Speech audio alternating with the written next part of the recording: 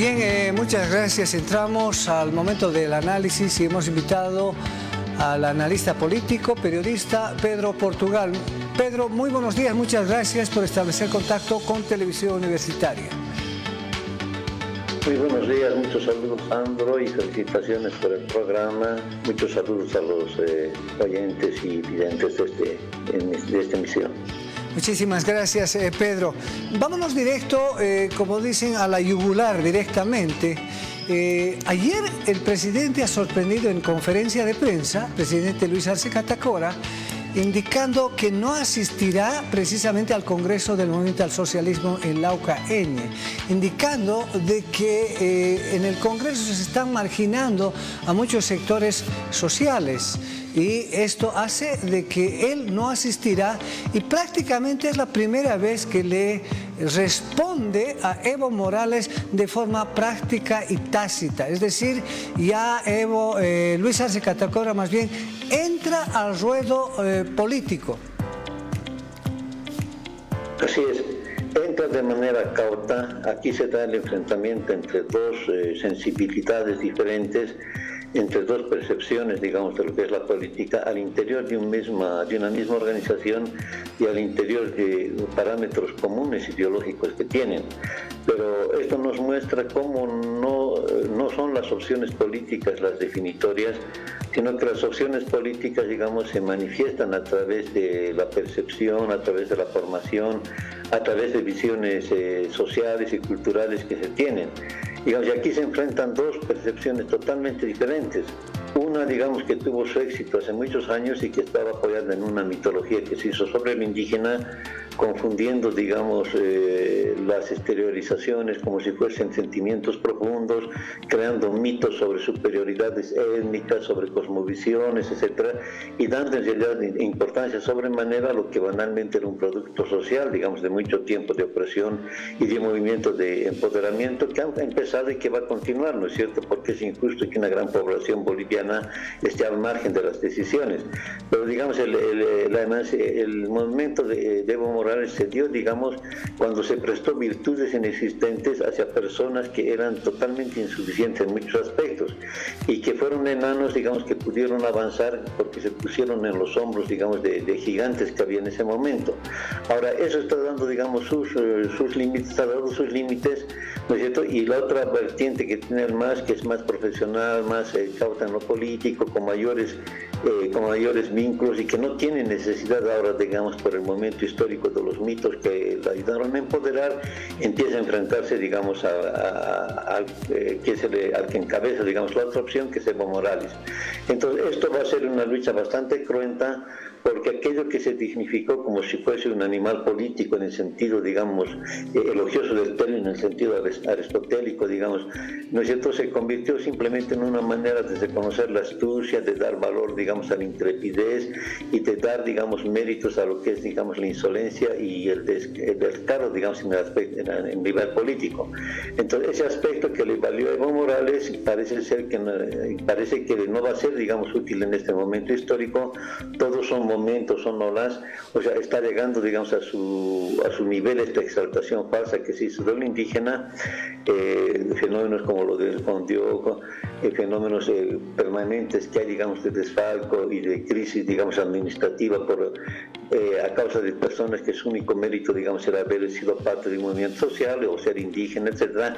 El descrédito que está sufriendo el multiculturalismo, digamos, a nivel ideológico, está poniendo en su lugar y está abriendo nuevas posibilidades que no vemos exactamente cuál va a ser su término, que normalmente, digamos, debería haber sido aprovechada por la oposición, pero tenemos una oposición totalmente insuficiente, una oposición que se cortó de lo popular, que el rechazo, digamos, al gobierno además fue un rechazo al indígena y que fue en definitiva quien ayudó a crear estos mitos que al final le fueron ventajosos al MAS y no tanto, digamos, a la oposición. El multiculturalismo, la idealización de lo indígena fueron temas que empezaron a desarrollarse ya en el gobierno de Gonzalo Sánchez de Lozada y por presión internacional, porque el mundo cambiaba ciertas versiones y el culturalismo empezaba a tomar forma. ¿No es cierto? Entonces estamos entrando en un momento muy interesante que hay que seguir con bastante atención y en el que se van a enfrentar dos modelos de hacer política, ¿no es cierto? Y vamos a ver cuál de ellos atrae más gente. Por un lado, digamos, la clase media está saliendo ya de su sopor, ¿no es cierto? Está saliendo, digamos, de ese momento de pasmo de la irrupción del indígena en la política.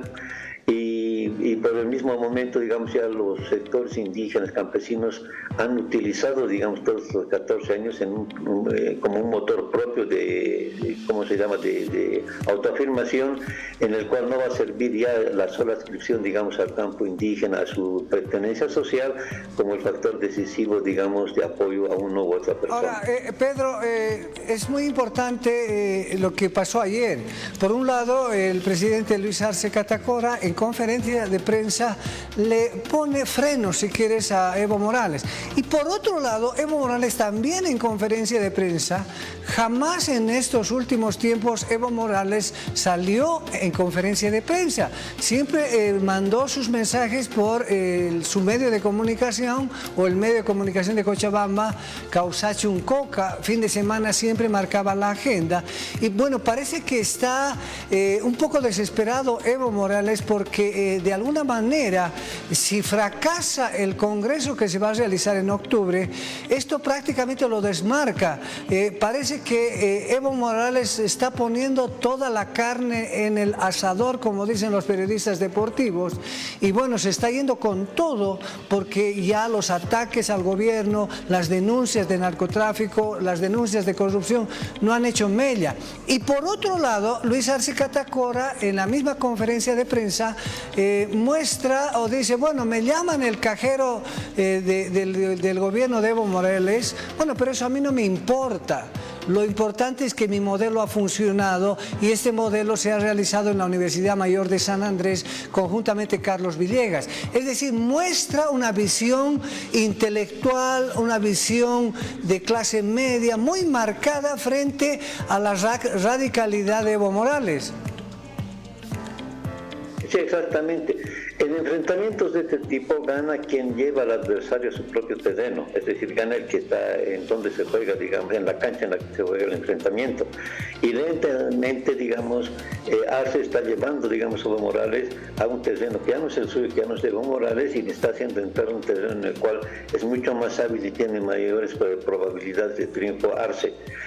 Esto debido a la desesperación de Evo Morales. Evo Morales aparentemente es el único que creó toda la mitología que se hizo alrededor de él, que era indispensable, que era la gran ruptura histórica, una persona que merecía museos, que merecía elogios propios, etc. Es un culto a la personalidad que sabemos que era bastante insustancial, que nadie lo creía en Bolivia, que fue fomentado sobre todo por el exterior, ¿no es cierto? Y que después se vio su insolvencia porque el pueblo no se movilizó en noviembre de 2019, que era el momento donde se tenían que elucidar, digamos, estos elementos, y que quizás, como hay algunas ideas, fue provocado por el mismo Evo Morales con la idea de que iba a regresar, digamos, triunfante a un poder del cual no iba a volver a salir más.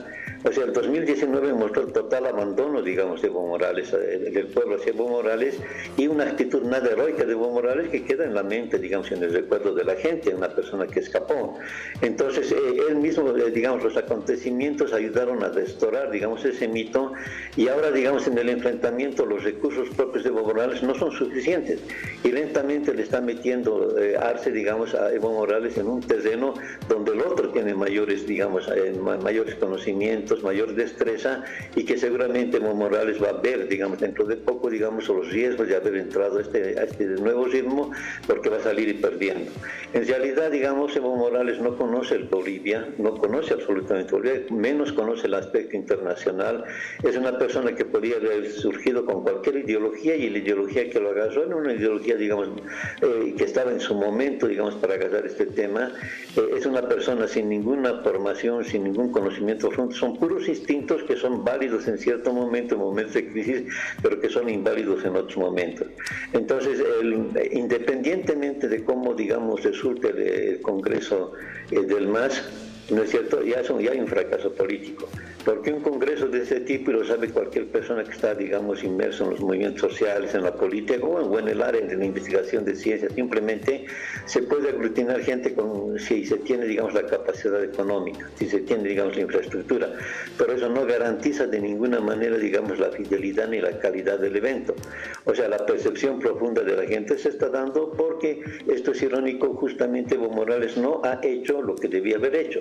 Él se ha llenado la boca con la descolonización, etcétera, y la colonización, en todos los aspectos, es la relación perversa que existe entre el poder y el pueblo. Es decir, estamos hechos de tal manera que va a ganar siempre el caballo del corregidor, que esto viene de la colonia, ¿no es cierto? Aquel que dispone, digamos, todos los elementos que da el poder es el que gana. Y ahorita el que tiene el Estado es Arce. Y en la medida que Arce se dé cuenta de ello y que empiece, digamos, a utilizarlo, vamos a ver de más en más a los sectores populares alrededor de Arce. Entonces, ya lo vemos, nunca se ha dado algo que muchos observadores no hubiesen esperado, que organizaciones como la Confederación de Campesinos, como los interculturales, las Bartolinas, quizás tomen, digamos, posición respecto a Arce. Y que Evo Morales tenga que hacer algo que hacía cuando estaba en el poder, ahora que está en la oposición, tratar de dividir, tratar de sacar grupos alternos. Y sabemos quienes vemos, digamos, y conocemos el ambiente social y político, que esto, digamos, es una pataleta. Siempre, digamos, mientras no se descolonice, los grupos sociales van a estar alrededor del poder en la medida que este poder les sea simpático y les sea garantía, digamos, de cierto ascenso, digamos, en los objetivos propios que tienen. Ahora, Pedro, ya para concluir y agradecerte el contacto, bueno, Álvaro García Linera también hizo notar su posición, aunque como siempre es media ambigua, anda culipandeando, como dicen los cruceños. Primero lo ha apoyado a Luis Arce Catacora, Evo Morales le dijo que es un traidor y ahora, bueno, vuelve a salir al frente indicando de que el proceso de cambio encabezado por el movimiento al socialismo debe volver a manos indígenas y campesinas, es decir, una vez más da, si quieres, el apoyo a Evo Morales, cuando tú bien claramente lo dijiste y me hiciste, recuerdo, una palabrita de una máxima que era el caballo del corregidor, ¿no? El caballo del corregidor es el que maneja precisamente la billetera, la plata, los movimientos y está precisamente a merced de toda esta situación de quién va a competir, por eso se llama el caballo del corregidor, ¿no es cierto? Y es el que muchas veces se ha mostrado que era el ganador. Así es. Y justamente las declaraciones de Álvaro García Linera son aquellas que nos dan mayores luces y que muestran de manera descarnada el momento que vivimos. Este proceso de cambio fue tan lastimero que sirvió solamente para encumbrar una casta, digamos, antigua, criolla, digamos, que manipuló el tema indígena para tener el poder ellos mismos y que fue, digamos, está personificado por García Linera. Ahora, digamos, sin embargo, las cosas han cambiado. Las palabras de García Linera no se dirigen, digamos, a Evo Morales, se dirigen a cualquier otro indígena que, según en su opinión, pueda aprovechar este momento para tratar de empoderarse. Y él cree que estos indígenas, que posiblemente en su esperanza puedan surgir, serán lo mismo, digamos, que Evo Morales, personas vacías y que necesitaban de un poder detrás del trono, de alguien que usufructúe, digamos, no solamente los beneficios ideológicos, sino también los beneficios materiales y objetivos del poder, y que era siempre, digamos, de García Linera. Entre García Linera está desesperadamente en la búsqueda de un indígena vacío, pero con bastante testosterona, ¿no es cierto?, que pueda aprovechar el momento y que pueda encumbrarse. Pero ya en los momentos diferentes, el indígena no es el indígena de hace tiempo, ya ningún indígena va a necesitar un tutor estilo García Linera, y tampoco la clase media está encandelada con mitos como lo estuvo, digamos, y con esperanzas como lo estuvo hace 15, 14 años atrás. La situación es totalmente diferente y este es el ocaso, más que de Evo Morales, es el ocaso de García Linera.